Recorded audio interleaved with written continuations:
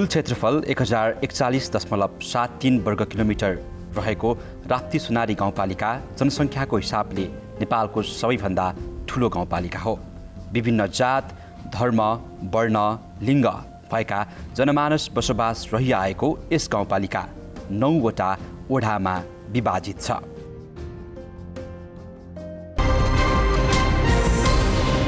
नमस्कार। राप्ती सुनारी गाउँपालिकाको सहकार्यमा एनटिपी कोहलपुरद्वारा निर्मित कार्यक्रम जनतासँग जनप्रतिनिधिमा यहाँहरूलाई स्वागत छ। पक्कै पनि जनता र जनप्रतिनिधिलाई अझै नजिक बनाउने उद्देश्यका साथ हामीले यो कार्यक्रमको निर्माण गरेका छौँ। हामी सबैलाई अवगत नै छ कोभिड-19 को महामारीले विश्व नै आक्रान्त भइरहेको छ। त्यसैगरी नेपाल र राप्ती सुनारी गाउँपालिका पनि यसबाट अछुतो हुन सकेको छैन। त्यसैगरी राप्ती सुनारीका गाउँपालिकाका जनप्रतिनिधिहरूले जनतालाई राहत स्वरूप, जसले कोभिड-19 को महामारीमा परि आफ्नो मृत्युवरण गर्नु पर्यो, उहाँका परिवारहरूलाई राहत वितरण कार्यक्रम गर्नुभएको छ। पक्कै पनि घाउ लागेकाहरूलाई, चोट लागेकाहरूलाई अलिकति भए पनि मलम लगाउने कार्य यसले पक्कै पनि गर्नेछ। पीडा भएकाहरूलाई अलिकति भए पनि राहत यसले पक्कै पनि दिनेछ। आज हामी यसै विषयमा रहेर कुराकानी गर्नेछौँ हाम्रा जनता र जनप्रतिनिधिसँग। आउनुहोस् कार्यक्रम सुरु गरौँ।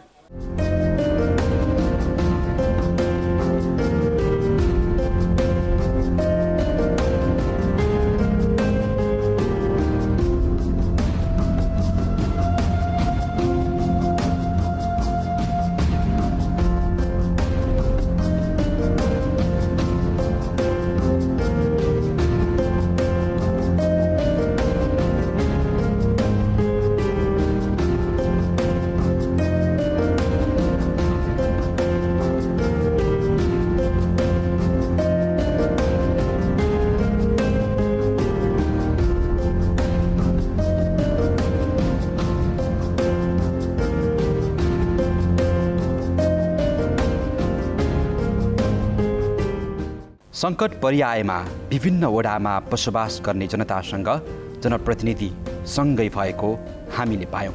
प्राकृतिक विपद होस् या अरू कुनै सङ्कट, वर्तमान परिप्रेक्ष्यमा कोभिड-19 को महामारीको उपचार र रोकथाममा पनि यस गाउँपालिकाले आफ्नो भूमिका निर्वाह गरिरहेको पायौँ।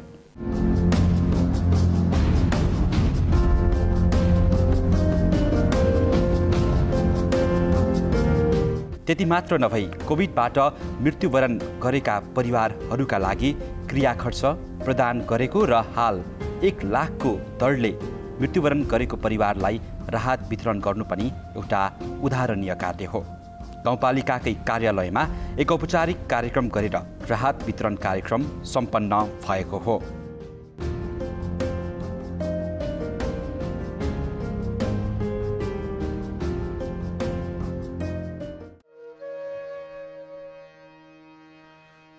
कार्यक्रम बीच राहत लिन आएका आफन्तहरूका आँखा रसाए, मन भारी भयो, माहौल शोकाकुल भयो।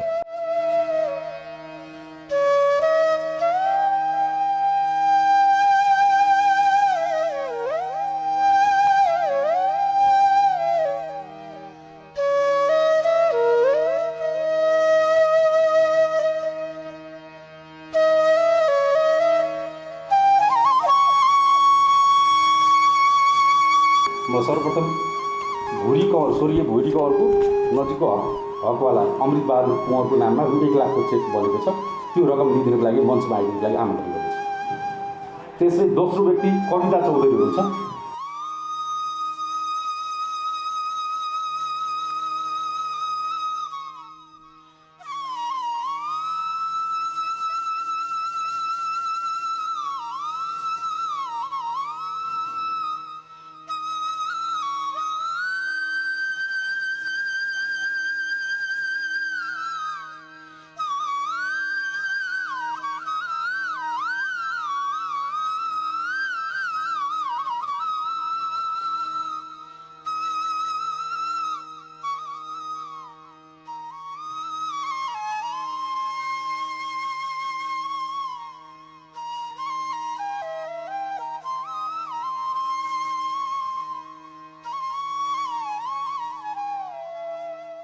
कसैको सिउँदो पुछिएको थियो, कसैको काख खोसिएको थियो, कसैले अभिभावक गुमाएका थिए।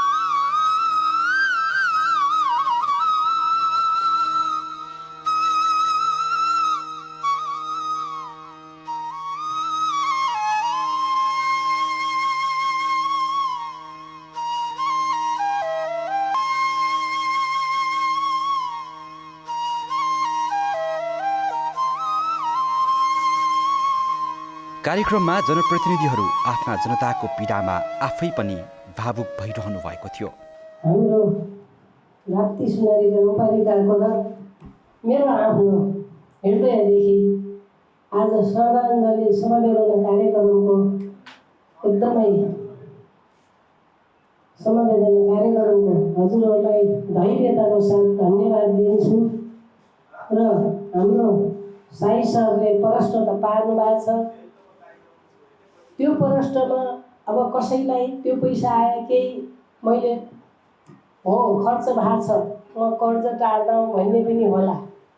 कसैलाई त्यो पैसा भए यस्तो गर्दा हो यति खर्च भएको छ यहाँ दिनु छ उहाँ दिनु छ पनि होला। यदि मेरो मनले तपाईँहरूले के सोच्नुभयो होला मेरो मनले के सोचेको छ भने सक्नुहुन्छ भने एउटा सानो सानो भए पनि स्मरण शालिग बनाइदिनुहोस् भन्छ मेरो आत्माले। उहाँहरूको कति लाउने दिन थियो होला, कति खाने दिन थियो होला, कुरा गर्दा पनि आत्मा चिरिएर आउँछ। दिनले अवश्य मर, कालले मर्किन मर दिनले अवश्य मर भन्ने हुन्छ। अप्ठ्यारो रोग लाग्यो, दिन नपुगेर मर्नुपर्ने दिन आयो। आज मृतकहरू अकालमा मृत्युको मुखमा पर्नु हो। अनि धेरै साथीहरू नाम गर्दा गलानी होला, नामै नगरौँ। एउटा छोराछोरी हुने, दुईटा छोराछोरी हुने, लाउन खाउँ भन्ने समयमा श्रीमान छोडेर छोराछोरी छोडेर जाँदा म आफैलाई बोल्दा आफैलाई गहभर लिएर आएको छ। त्यस्तो उमेर गुमाएर आज उहाँहरू हामीबाट कहिल्यै नआउने ठाउँमा अन्त्य भएर महामारी 19 कोभिड यो चाहिँ महामारी कोभिडले उहाँहरूको अन्त्य गरेको छ। हो होला कर्ज साउरिन राजालाई पनि हुन्छ, हामीलाई पनि हुन्छ, सबैलाई हुन्छ। सक्नुहुन्छ भने यो लिएको पैसाले तपाईँहरूले सबैले उहाँहरूको स्मरण मूर्ति एक ठाउँमा बनाएर राखिदिनु भयो भने सदाभरिलाई उहाँको स्मरण यता गर्ने मान्छेले उता गर्ने मान्छेले यसो चाहिँ परिवारले यसो मूर्ति गराएर राखिदिनु भयो। यस्ता यस्ता मान्छेले कोभिडको बेला आफ्नो जीवनलाई गुमाउनु भयो भन्ने सम्झना होला भन्ने कुरा राख्दै सानो भए पनि हामी गाउँपालिकाले तपाईँहरूलाई चाहिँ सान्त्वना समवेदनाको सान्त्वना कार्यक्रम गरेको छौँ र त्यो पाउनुहुनेछ र गर्नेछौँ भन्ने कुरा राख्दै अब धेरै यो भाषण गर्ने समय होइन, दुःखद घडी हो। आज हामीले कार्यक्रम वितरण गरे पनि मलाई त यहाँ बोल्ने बेला आँसु भरभर आउला जस्तो छ, आत्मा गलानी भएको छ भने तपाईँहरूलाई त झन् कस्तो छ त्यो चाहिँ जसलाई चोट लागेर घाउ बन्छ त्यो मान्छेलाई मात्रै घाउको अनुभव हुन्छ, थाहा हुन्छ। तर बुझ्नेलाई त्यो आधा चोट हामीलाई पनि परेको छ। हामीले हाम्रा परिवार गुमायौँ, हाम्रा साथी गुमायौँ भन्ने कुरा राख्दै म यहाँबाट समवेदना प्रकट गर्दै बिदा हुन्छु। धन्यवाद। त्यसै गरी प्रमुख प्रशासकीय अधिकृत लोकबहादुर शाहले पनि 1 लाख त्यति ठुलो रकम नभए पनि जीवनयापनमा अलिकति सहजता ल्याउन सक्ने भन्दै संवेदना प्रकट गर्नुभयो। केही मान्छेहरू सङ्क्रमितहरूले ज्यान गुमाइरहनु भएको छ। त्यसैले हामीले यो कोभिड-19 को कारणबाट ज्यान गुमाएका यस राप्ती सोनारी निवासी अहिले हामी यहाँ 21 जना देख्न सक्छौँ। उहाँहरूलाई केही भए पनि अलिकति हामीले राहत वितरण गर्ने कार्यक्रम यो चालु आवको नीति तथा कार्यक्रममा नै हामीले समावेश गरेका हौँ र सोही अनुरूप आज हामीले एउटा यो समारोहको आयोजना गरेर यो राहत वितरण कार्यक्रम हामी अगाडि बढाउन गइरहेका छौँ। निश्चित पनि मृत्यु आफैमा दुःखद पक्ष हो, यो पीडा हो। यसको विकल्प अन्य केही पनि हुन सक्दैन। केही पनि हामीले मृतकको परिवारलाई केही भए पनि केही आर्थिक गतिविधिहरू, आय आर्जनका गतिविधिहरू र यहाँहरूका समस्याहरू, सानातिना समस्याहरू हल हुन सकुन् भन्ने उद्देश्यले हामीले यो कार्यक्रम चाहिँ राखेका थियौँ र हामीले प्रति परिवार हामीले 1 लाखका दरले हामीले राहत वितरण गर्ने कार्यक्रम नीति तथा कार्यक्रममा नै समावेश गरेका थियौँ र मलाई विश्वास छ यो धेरै ठुलो आर्थिक सहयोग पक्कै पनि होइन। एक त तपाईँहरूमा नितान्त पनि अहिले पनि तपाईँहरूमा पीडा छ, आफन्त गुमाउनु भएको छ। म मृत आत्माको चिर शान्तिको कामना गर्छु, समवेदना प्रकट गर्न चाहन्छु र हामी हजुरहरूसँगै छौँ।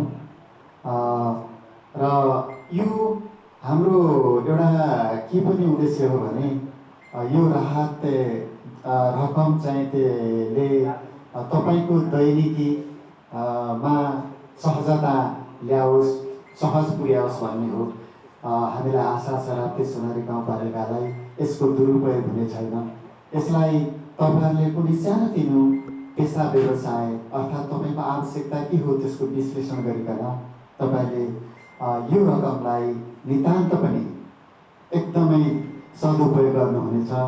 यसको भरपुर सदुपयोग गर्नुहुनेछ र यो रकम सानो भए पनि यसबाट तपाईँहरूको आगामी जीवनमा ठुलो राहत मिलोस् भन्ने शुभकामना व्यक्त गर्दै पुनः यो हलमा उपस्थिति जनाउने सम्पूर्णमा हार्दिक स्वागत गर्दै मेरो छोटो मन्तव्य विसर्जन गर्न चाहन्छु। त्यसै गरी गाउँपालिकाका अध्यक्ष लाहुराम थारूले पनि जनतालाई मृत्यु एउटा नमिठो सत्य हो भन्दै आफ्नो भनाइ यसरी राख्नुभयो। यो कोभिड महामारीको क्रममा ज्यान गुमाउने मृतक परिवारहरूलाई हाम्रो पनि पीडा छ। हामी पनि तपाईँहरूको साथमा छौँ भन्ने उद्देश्यले हाम्रो यो राहत धेरै त होइन, तर तपाईँहरूको साथमा हामी पनि छौँ भन्ने उद्देश्यले हामीले राप्ती सोनारी गाउँपालिकाले क्रिया खर्च 20,000 र प्लस राहत 1 लाखको दरले हामीले आज 23 जनालाई वितरण गरिरहेको छौँ। र यो भनाइमा अथवा चाहिँ आफ्नो बुझाइमा फरक हुन सक्छ। राप्ती सोनारी गाउँपालिकाको यो रकम दिनको उद्देश्य दुईटा कुरा। एउटा त तपाईँहरूको साथमा हामी पनि छौँ, तपाईँहरूको दुःखमा हामी पनि मलम लगाउन चाहन्छौँ। र अर्को कुरा, जो मृतक भएको परिवारलाई शिक्षा, स्वास्थ्य अथवा चाहिँ बालबालिकाहरूलाई पठन पाठनका निमित्त पनि सानो एउटा कुनै व्यवसाय अथवा कुनै आय आर्जन गरेर केही शिक्षा स्वास्थ्यमा अथवा आफ्नो पारिवारिक आर्थिक प्रगति होस्, केही चाहिँ आफ्नो खर्च चलोस् भन्ने उद्देश्यले हामीले सहयोग गरेका छौँ। र यसलाई यहाँहरूले सही सदुपयोग गर्नुहुनेछ। हुन त हामी तपाईँ सबैजनालाई थाहा छ, म विषयभन्दा बाहिर जान चाहन्छु। म जहिले पनि यस्तो कुराहरू सुनेको खण्डमा, यस्तो गएको अवस्थामा यो भन्ने गर्छु, मान्छे जन्मेपछि मर्नुपर्छ भन्ने सबैजनालाई थाहा छ। तर अलिपछि रोगले मर्नु र अथवा चाहिँ कुनै विपत्ति आइलागेको अवस्थामा बित्नु भनेको अलिकति फरक हो। त्यस कारणले गाउँपालिकाले चाहे कुनै किसिमको दुर्घटना, गाडी घोडा, रुखबाट, पानीबाट कहीँ ज्यान गुमाएको अवस्थामा हामीले 20,000 रुपियाँ दिने गरेका छौँ। त्यसमध्येमा परिवार जसले गुमाउनु भएको छ, हामीले जसलाई साथी गुमाएका छौँ, आफन्तजा गुमाएका छौँ। र एउटा बुझाइ के मात्रै हो भने एकजना मान्छेले भगवानको बहुत प्यारो थियो अरे, सारा कुरा उसले जे भने पनि पुग्ने अथवा जे आशीर्वाद दिए पनि पुग्ने। त्यसपछि चाहिँ त्यो जो प्यारो व्यक्ति थियो भगवान्लाई भनेछ म तपाईँको यति प्यारो छु, मलाई तपाईँले जे भन्नुहुन्छ सबै मेरो पुग्छ, तर मेरो भाइ किन बित्यो, मेरो छोरी किन बित्यो, यो चाहिँ मलाई चाहिँ यो कुराले साह्रै दुःख भएको छ। म एकदम पीडित छु, मलाई चाहिँ नमर्ने गरी मलाई चाहिँ आशीर्वाद दिनुहोस् भनेर चाहिँ भगवान्सँग उसले चाहिँ प्रार्थना गरेछ। त्यसपछि भगवान्ले के भनेछन् भने, अनि त्यसो भए तिमीले पनि मेरो शर्त मान, तिमीले मेरो पुरा गर्न सक्छौ भने म पनि सक्छु भनेर चाहिँ उहाँलाई एउटा चाहिँ कुरा भन्नुभयो कि तिमी जाऊ कुनै घरबाट, मृतक नभएको परिवारबाट एउटा खरानी, सानो चुटको खरानी लिएर आऊ भनेर चाहिँ भनेछ। त्यसपछि त्यो व्यक्ति मान्छे सारा संसार घुमेछ। कसैले भनेछ बाउ बितेछ, कसैले भाइ बितेछ, कसैले आमा बितेछ, नबितेको कोही घर पाएन।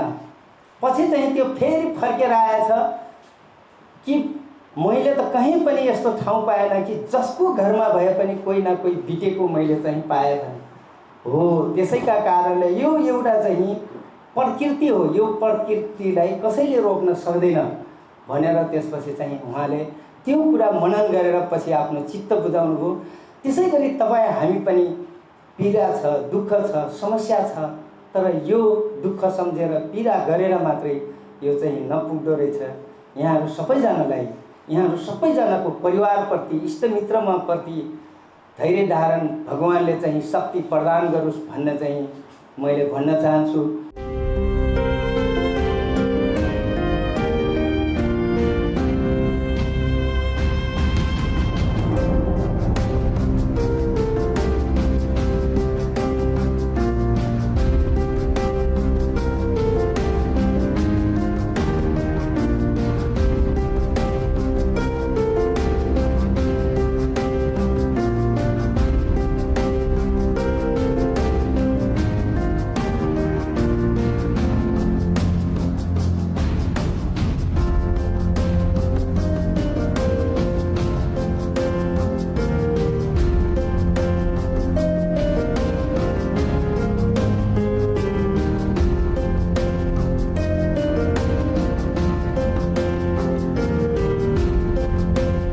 एक लाख त्यति ठुलो रकम त होइन, तर आफ्ना गुमाएकाहरूका लागि, आय आर्जन गुमाएकाहरूका लागि त्यसले अलिकति भए पनि जीवनयापन सहज चाहिँ पक्कै बनाउनेछ। पक्कै पनि राप्ती सुनारी गाउँपालिकाको यो कार्यलाई हामी सराहनीय कार्य भन्नै पर्छ। यो कार्यलाई हामी धन्यवाद दिनै पर्छ। पक्कै पनि राप्ती सुनारी गाउँपालिका जस्तै अरू गाउँपालिकाहरू, अरू पालिकाहरूले पनि यो कदमलाई पछ्याउनु पर्छ नै।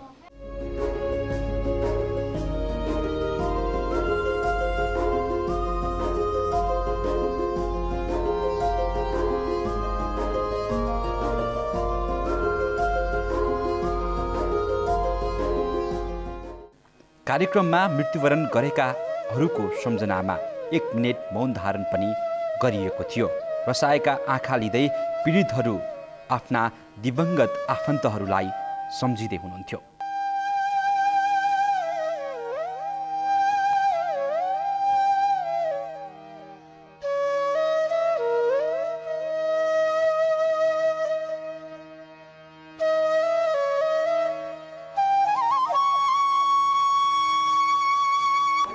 पुरानो रोग, प्रेसरको दबाई पनि खाइरहनु हुन्थ्यो, सुगरको दबाई पनि खानुभएको थियो। अनि 81 ज्वरो आयो। ज्वरो आएर पछि फेरि हस्पिटलमा लग्यौँ। 1 हप्तासम्म भर्ना गऱ्यौँ। अनि 2टा छोरा छन्, अनि एउटा छोराले बिहा गरेको छ, 2टा नाति छन्, 2टा छोरी छन्। 2टा छोरीको त बिहा भइसक्यो।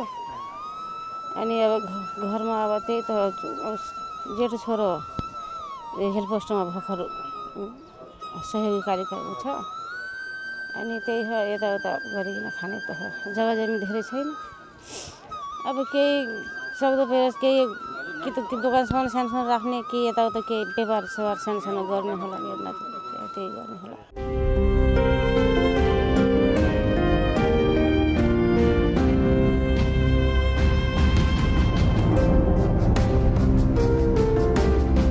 मेरो श्रीमती कति उमेरको? 42 वर्षको थिएँ। सुरुमा हल्का ज्वरो आयो। ज्वरो आएपछि 2-3 दिनपछि कोरोना टेस्ट गरौँ भनेपछि गर्न लग्यो। फर्स्टमा नेगेटिभ देखायो। नेगेटिभ देखाइसकेपछि हस्पिटलहरू सबै कोरोनाको महामारीले मात्रै हस्पिटल थियो, बाँकी हस्पिटलहरू त्यति थिएन। सामान्य मेडिकलबाट औषधि खाइयो नेगेटिभ देखाएपछि। अनि 4-5 दिनसम्म घरमा बसेर औषधि खाएपछि निको भएन। अनि त्यसपछि फेरि टेस्ट गर्नु पर्यो भनेर लगेर गइसकेपछि अनि अलि गाह्रो भएको थियो। त्यसपछि टेस्ट गरिसकेपछि अनि पोजिटिभ देखायो। पोजिटिभ भएपछि डाक्टरले तुरुन्तै रिफर गर्यो, कोहलपुर मेडिकल कलेजमा राख्यो। 12 दिनसम्म हस्पिटलमा राखेर उपचार गर्दै क्रममा त्यही मेरो 2वटा छोरा छन्। कुन उमेरका? एउटा 23 वर्षको छ, एउटा 19 वर्षको छ। यसमा गाउँपालिकाले हामीलाई केही सानो मलमपट्टि लगाउनेको उद्देश्यले दिएको छ। त्यसमा हामी खुसी छौँ, किनभने 20,000 हामीलाई क्रिया खर्च योभन्दा अगाडि पनि दिएको थियो। अनि अहिले फेरि 1 लाख रुपियाँ राहत सहयोग गरेको छ। त्यो पैसा दिएकोमा हामी धेरै खुसी छौँ। गाउँपालिका पनि स्थानीय सरकार पनि हाम्रो सहारामा रहेछ भन्ने कुरा हामीले महसुस गरेका छौँ। र गाउँपालिकाको सधैँ दुखी र गरिबहरूको सहारा बनोस् भन्ने गाउँपालिकालाई शुभकामना पनि दिन चाहन्छु।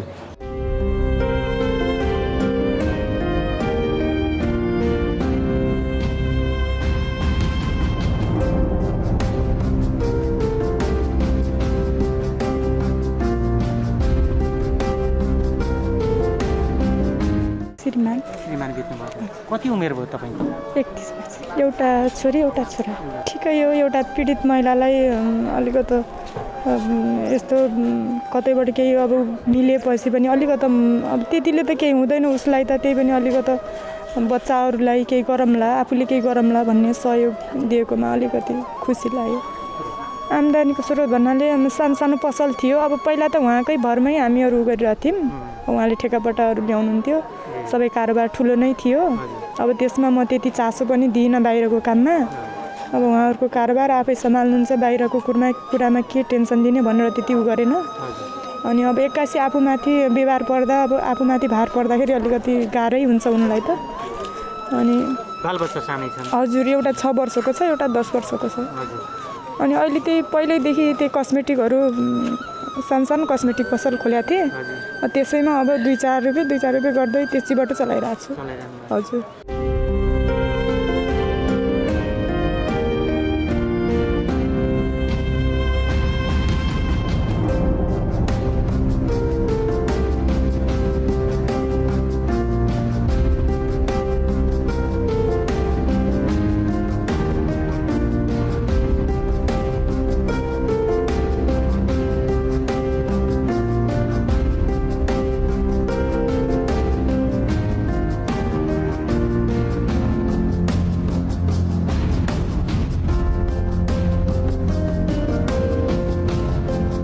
कार्यक्रम निकै नै भावनात्मक भयो।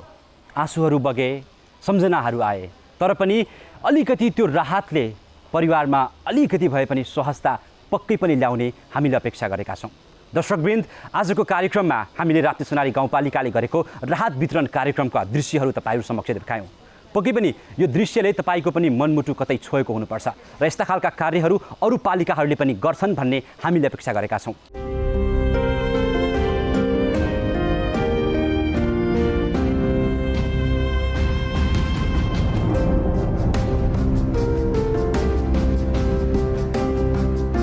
अब भने हामी कार्यक्रमको अन्तिम आइसकेका छौँ। कार्यक्रम कस्तो लाग्यो प्रतिक्रिया दिनुहोला। हामी अर्को एपिसोडमा भेट्नेछौँ। नमस्कार।